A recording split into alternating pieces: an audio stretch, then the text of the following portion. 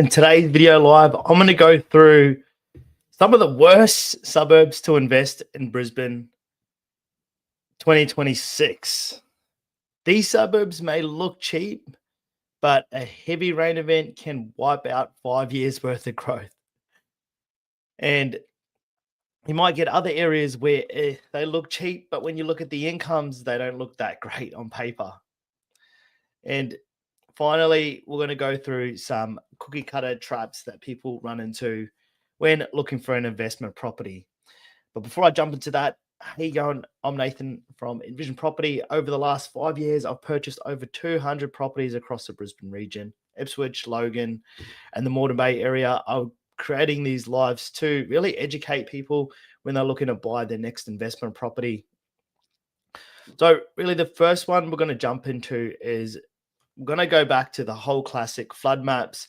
I know everyone would be doing their checks when they're looking for a investment property, but I'm getting the question time and time again from property investors about these particular suburbs.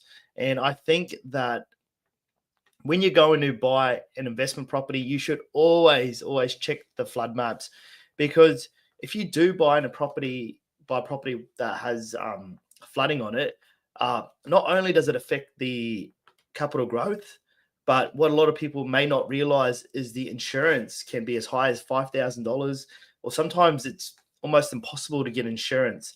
And what has happened over the last 12 months is, especially with Queensland, they've updated a lot of these climate overlays.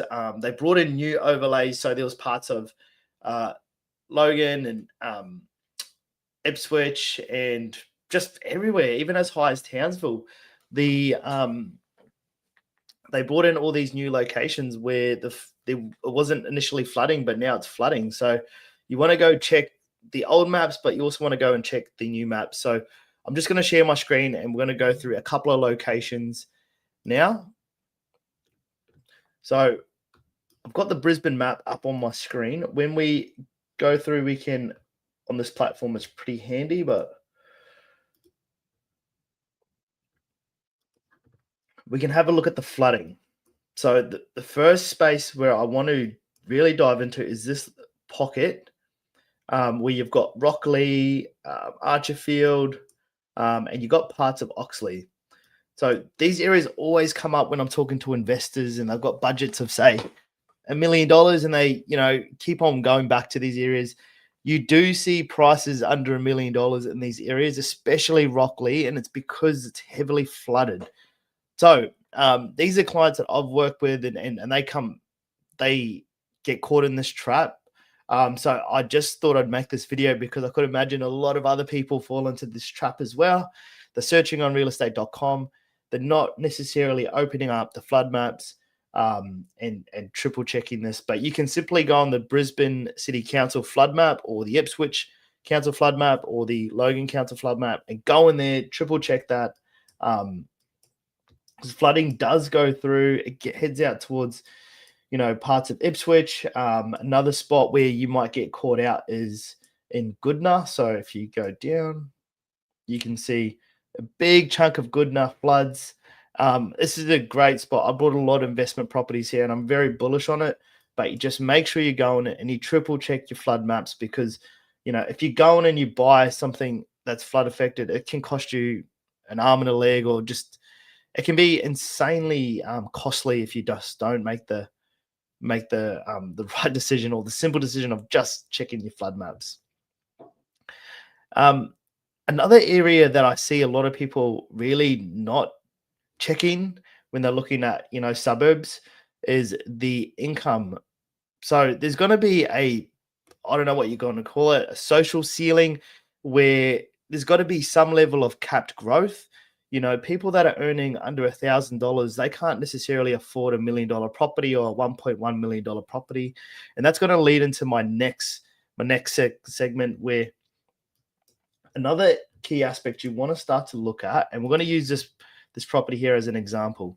So Woodridge has been coming up from time to time as a hotspot. I'm seeing it on bloody TikTok and all these guys saying buying Woodridge or buying Leichhardt. And, there was a time and place when you could have brought in these areas, would have been probably 5 years ago, when it did make sense. Maybe there is a lot of housing commission and all of that, but at the moment, I just don't think it really makes sense to buy in these areas right now, because you can take your $940,000 and you can go spend that in better suburbs like Regent's Park and Hillcrest, which I'm going to show you in a moment.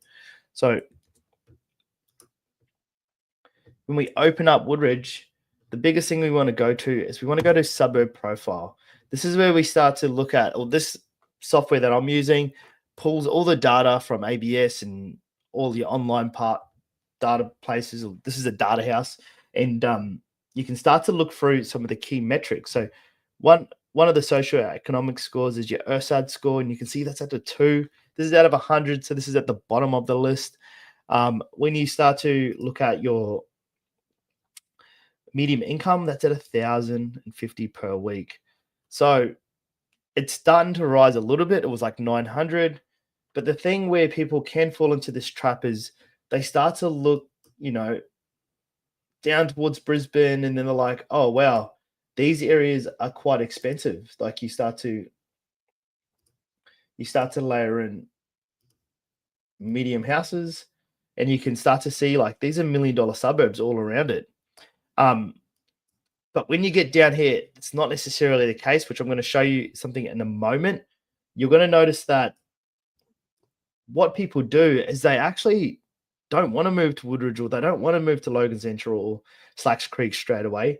They go down this back round, this other round, and they skip all these suburbs, and they land in suburbs like Tanamera, Bethania, Eden's Landing, Homeview, Waterford. Even though they're much further out, there's a much better suburb demographic, because when you look at the incomes in a suburb like Woodridge, you can see they're only 1,000 per week, but they're 1,000 per week. But if you go just down the road to, this is a suburb that's further down the track, you can go to Waterford, and you could take 940 there, and you could buy a 4-bedroom, 2-bath, but the incomes are much higher. The ERSAD score goes from being a 2 to a 28, and you're just getting better metrics all around. It hasn't had as much growth as Woodridge, so Woodridge has had an insane amount of growth. Hence why I said, back 5 years ago, it could have been a great spot to invest. But in all honesty, I never quite got into Woodridge for my clients, but that it did perform very well, because you can see right here that they came from such a low point, and that have had 146% growth in the last 5 years.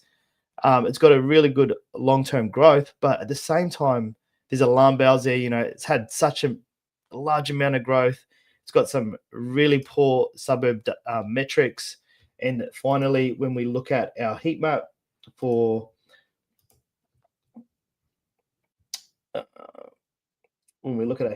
social housing, you can see there's a lot of dense social housing around this pocket. So Kingston, Woodridge, and Logan Central form part of one location. But then as we head out further to Ipswich, we then see the same story happen out in like Leichhardt or Walkera, and you got Ipswich. So having a look at both your income in the area and also the housing commission, it's just going to play a big part on working out which suburbs to invest in, because what you'll find is that a lot of these suburbs are very similar. You could take 940,000 and you could buy a property in Regent's Park, Waterford, or Marsden. These are all suburbs that are on paper a better area. I know, because I've worked personally with families as well. This is where families generally want to move to before they want to move to Woodridge or Kingston. If it's not necessarily pulling them all away, it's about looking at the deal. If you're going to spend 940, you can probably spend it in a better location. Hey, if a deal came up in Woodridge and Kingston, it was crazy below market value, I'd buy it, but I wouldn't be getting in there at market price or even 10% below market value, because I believe areas like this with high housing commission and low incomes, when the market does stabilize, these are the areas that will not just stabilize, but potentially actually pull back in value. And the last metric I want to talk to you about is oversupply. So once we get out to some of these areas in Ipswich, you tend to, have to worry about oversupply. Um, at the moment, I'm still quite bullish on these areas because the new house and land packages that are coming through are $1 million plus now. But I think I'm a little bit skeptical when we head out to areas like Wooloowin, which is just past Deebing Heights, somewhere around here. Uh, you can start to layer in.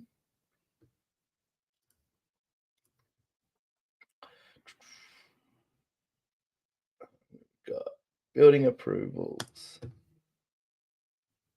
You can start to layer in building approvals, and you can see there's a ton coming through. Ripley, Flinders View, Race View. So a ton of infrastructure coming, like properties coming through in this area. Looks like Redbank Plains is starting to cool off, but the house and land packages out here are like $1 million. So there is an oversupply issue there, but I believe that it should be okay in this area. It's just as you get further out. And if I wanted to put a kilometers radius to it, I'd say 45 kilometers out. So when we go out to Ipswich, you're looking at Wooloowin. But if we head out towards Logan, you're looking at your Flagstone. So you got Park Ridge, which seems to settle out, but then you can head just out to Flagstone. And I think, areas like this, there's a potential there for an oversupply. I'm pretty sure you can get house and land packages for like 800. So why would you go buy an existing house for 800? It's kind of basic maths from that side of things.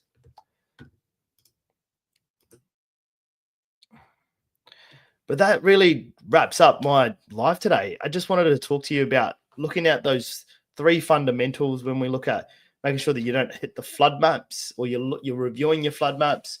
We also want to make sure that you're not buying in areas with high housing commission and low incomes. And then finally, you're not buying in areas where you can just buy a house and land package for the same price as an existing property.